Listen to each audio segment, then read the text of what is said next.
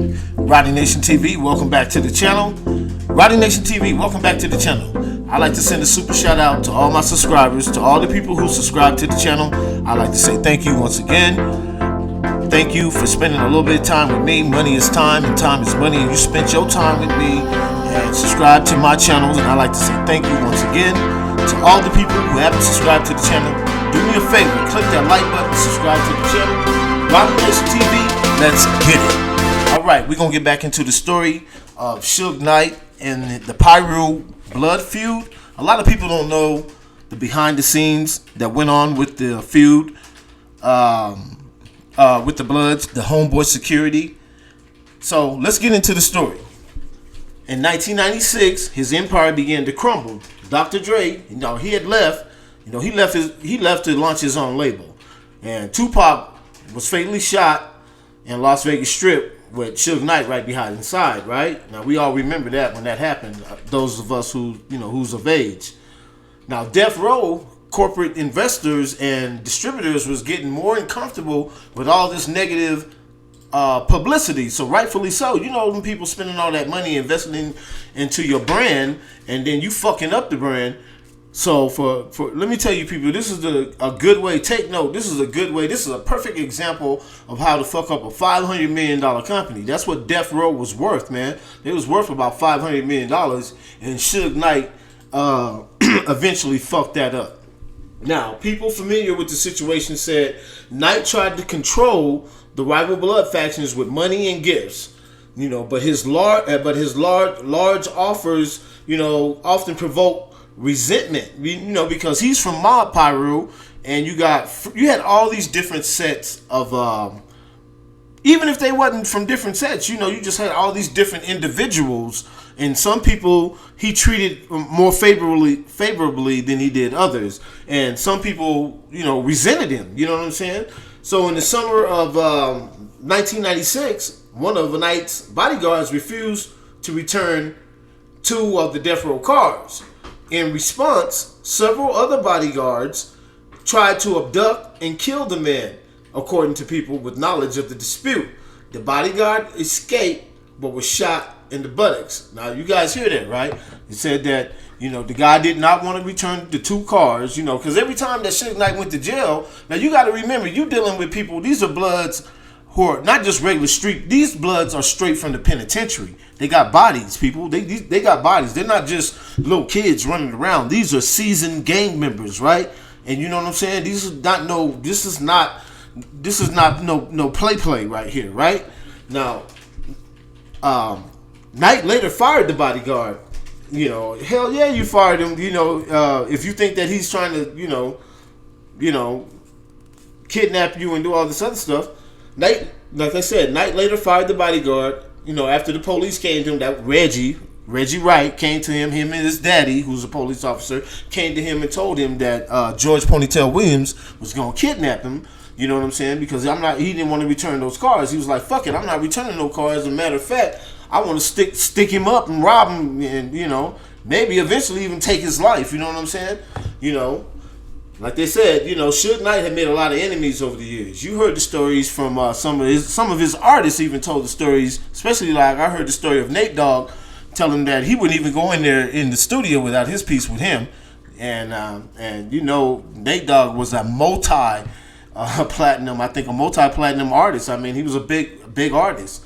Now, police believe that the fired employee embarked on a campaign of violence against Suge Knight's inner circle.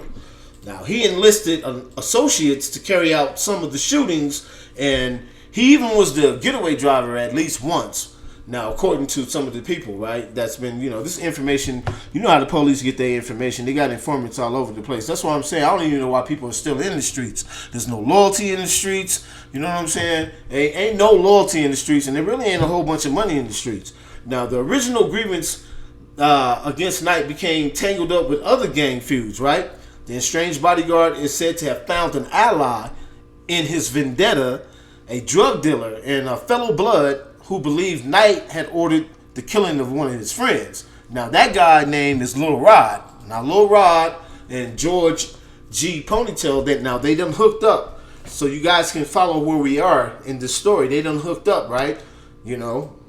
He's been fired, and he's with, like I said, the police done came to SUGE saying that the dude was trying to, was going to try to kidnap him. He didn't want to bring the cars back and all of that, right? Now, evidence against the two men is scant, in part because the key witness to the killings of Knight's friends have been refused to cooperate with the authorities. Now, as we get into this story, like I said before, this guy, he took revenge and he started knocking off. If you've seen my two videos, the first one was Haran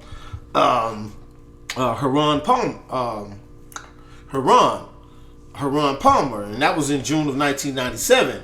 Now, there was a lull in the violence, but on April 4th, 2000, the bloodshed resumed.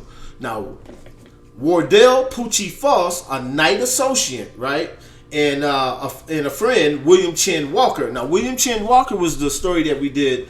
That was in my second episode. We did the story about William Chin Walker, and him and Wardell. They were sitting in the car. They were sitting in a white Chevrolet van on North and Matheson Avenue at a dead-end street in Compton just after midnight when two men rushed up and opened fire and fled. Now, Walker, 37, who was in the driver's seat, died an hour later. Foss, he's 40 years old. He was severely injured and confined to a wheelchair for 3 months. He refused to talk to police. Now, that's gangster right there, people. You see what I'm saying? Imagine how you live in your life, man, every day. You know what I'm saying? Now, like I told y'all before, Wardell Poochie Foss, he's rumored to be the killer of Biggie Smalls. Now, that's what they say. They said that Wardell Poochie Foss is the one who pulled the trigger on Biggie Smalls that night. So, and he was sitting in the car with Walker, age 37, in the driver's seat. And like I said, he was severely injured and he was confined to a wheelchair for 3 months, and he refused to talk. Now, 3 weeks later, the body of Vince V. Buchanan, 35, an alleged drug dealer and a Bloods gang member. Now, he was found near a Compton graveyard with a gunshot wound to the back of the head. Now, check this out, people. Buchanan's killers, disguised as police officers, had abducted him in a dark Cadillac at Central and 135th Avenue. The kidnappers cuffed his hands behind his back, then brutalized him and videotaped the execution. Now, that's crazy as hell, right? These people, now there's a videotape going around of what happened to Vince Buchanan, right? Now, that's what the police is getting this information from off the streets. The killers dumped his body outside a cemetery at Greenleaf Boulevard and Central Avenue. It's crazy, right? The story is just getting deep right now. They're starting to drop. I mean, these people, you know what I'm saying? This is getting deep. Now, you got to understand, these people, these are all Blood gang members, right? And these are all intertwined people. All these people work for Suge Knight.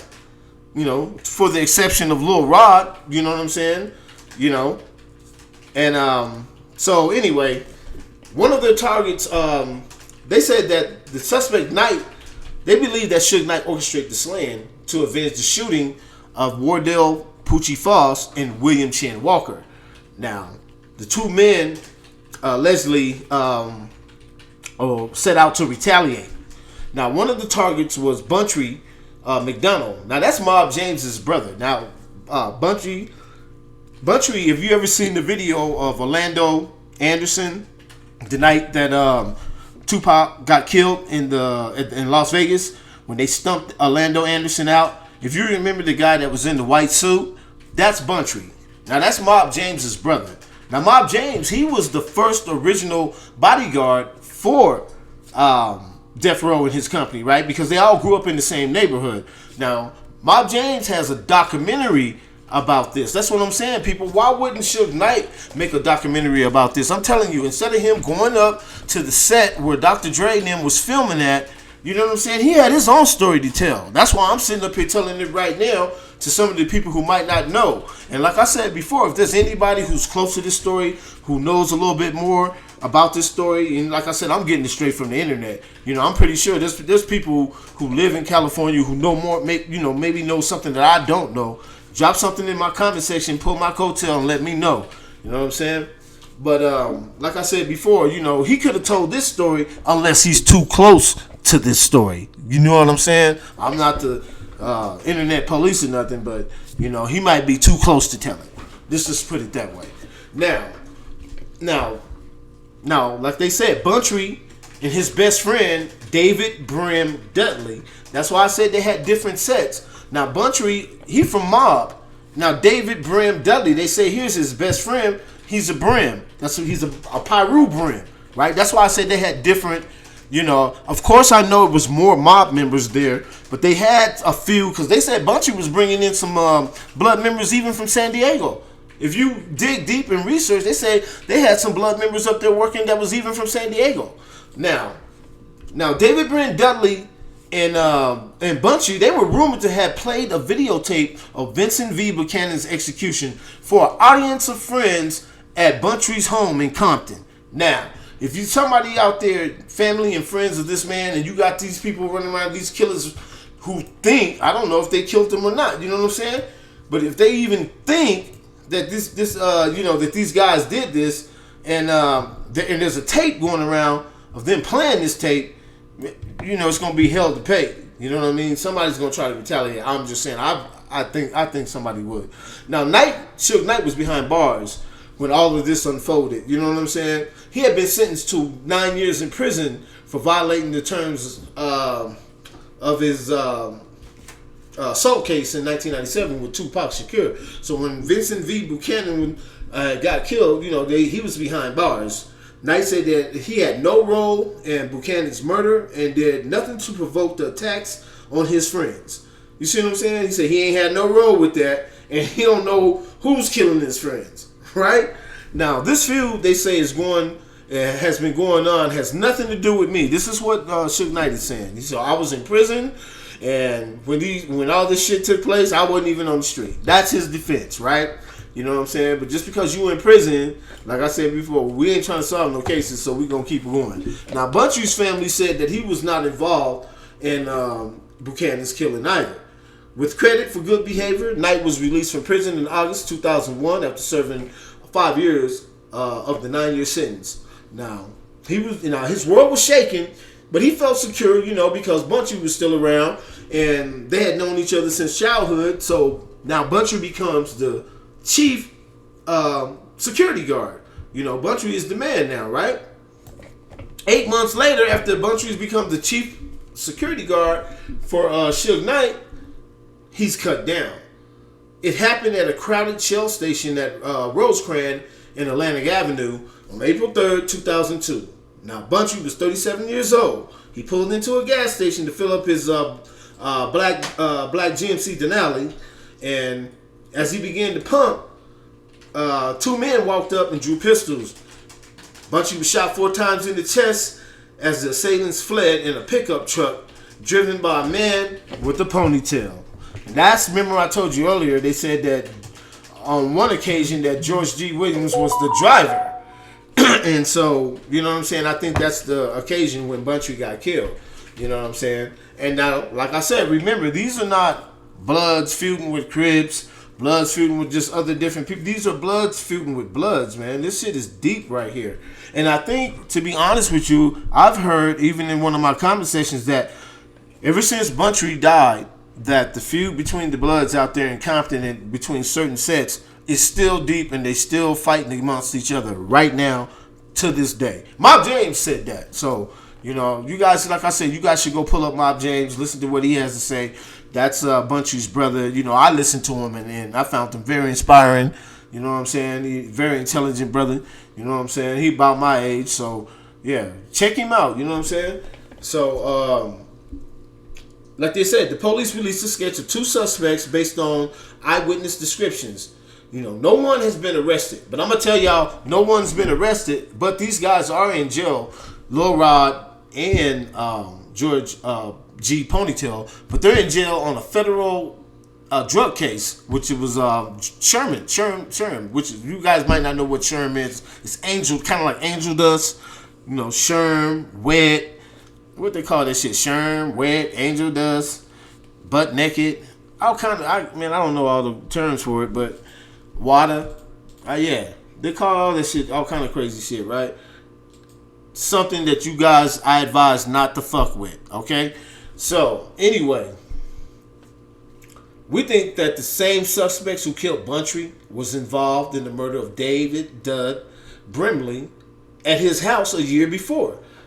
Remember, David Doug Bradley, he got shot and killed a year before in front of Buntry's house. And now, a year later, Buntry's cut down. Man, they dropping, right? They dropping like flies, man. And then hear your boy saying that he ain't concerned, right? I would be concerned. Unless I know something, I would be concerned personally. But anyway, on October 16th, Henry Hendog Smith, another close friend of Suge Knight, this brother right here, he's the one who made that label, the Deathrow Lego that you see, the Deathrow man, the dad sitting in the Death. Man, I always thought that was a cool ass Lego, man. Deathrow was the shit back in the day, for real, for real. Now, he was sitting in a burgundy Jeep near a fried chicken stand in South Central LA while his girlfriend used the payphone. Payphone, that you know this is a long time ago, right? Payphone, I ain't seen a payphone in how many years? I bet you these some young kids don't even know what a payphone is. Now, a death row medallion hung from his neck. His girlfriend's baby was resting in the back seat when a young man leaned in the truck and fired 6 shots at Smith. The attacker fleeing on a bicycle dropped the pistol. Eyewitnesses said that he stopped, bent over, picked the pistol up calmly, and resumed pedaling like it wasn't shit. I'm telling you, man, we people, we got psychopaths. We walking around this city with psychopaths. Every city in America, you walking around, and I hate to say it, man, you got brothers out here with bodies. They think that that's the thing to do, and I'm here to tell you, man, that's some old foo-foo, goofy ass shit, right? You running around here killing your people like that, right?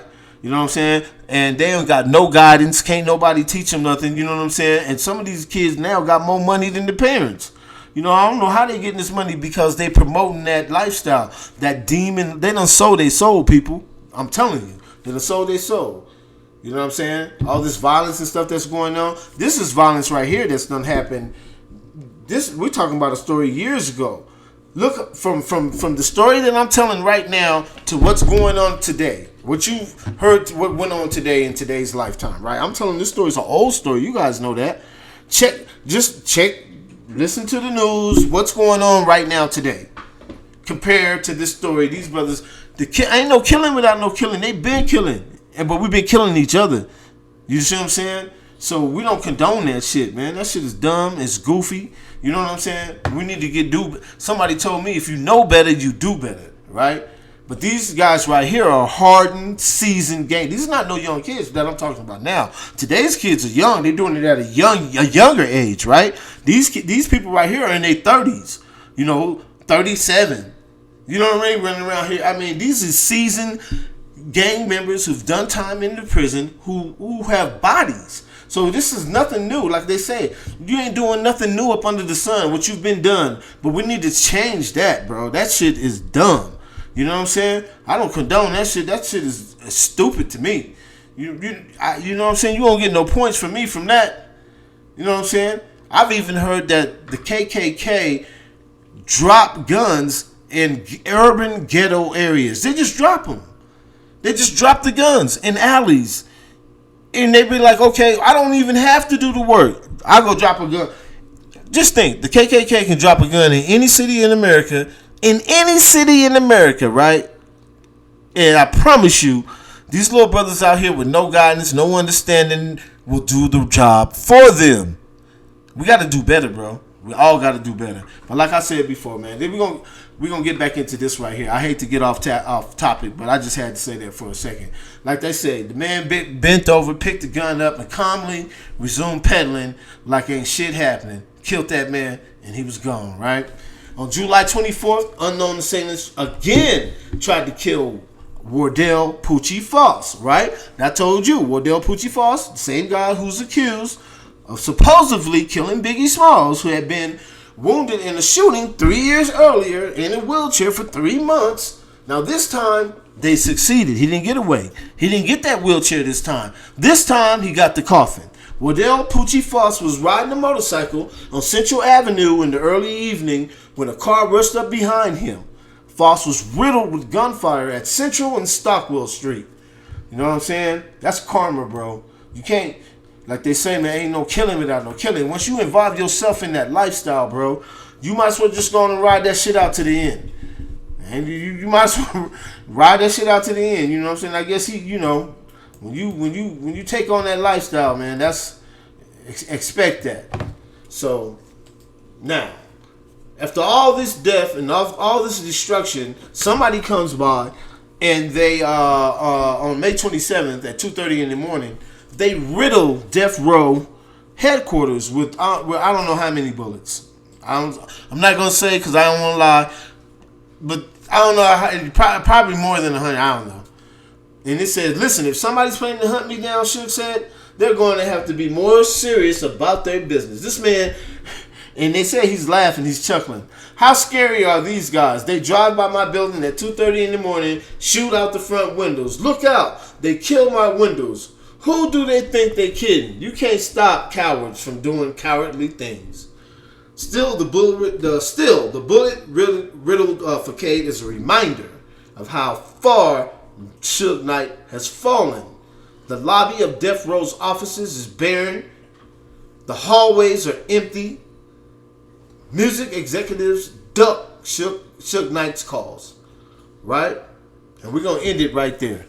Because that was the fall of Suge Knight. That's an example of how to fuck off a $500 million company. That's an example of how there's no loyalty in the gang. That's an example of how brothers get out of jail and their life can be changed by one man and pit them against each other. Mob James said that himself. You brothers, this man ain't never put no work in for y'all set. Ain't never put no work in for y'all hood. But see, money talk and all that other shit can walk, right? Money talk and all the you can be I'm whoop whoop whoop, right? But let some money get in your face, right? That's what they did. Like I said before, that's the end of this chapter on the story. I think that was a very interesting story. It could have been a movie or something for maybe Suge Knight if he wasn't so closely involved to the story. I think he could have made money off this story. But unfortunately, we know where Suge Knight sits today. He's in the prison doing 28 years for killing one of his best friends.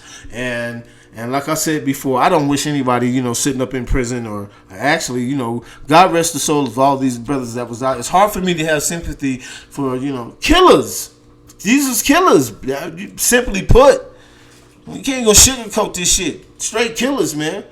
You involve yourself in that type of lifestyle, that's what's going to happen. It's happening today. Pick up your newspaper, go to the internet, go to YouTube, go somewhere and you'll see the killing. You'll see it. It's all over now. But like I said before, do me a favor. If you haven't subscribed to this channel, click the like button, share the video, subscribe to the channel. Rowdy Nation TV, we out.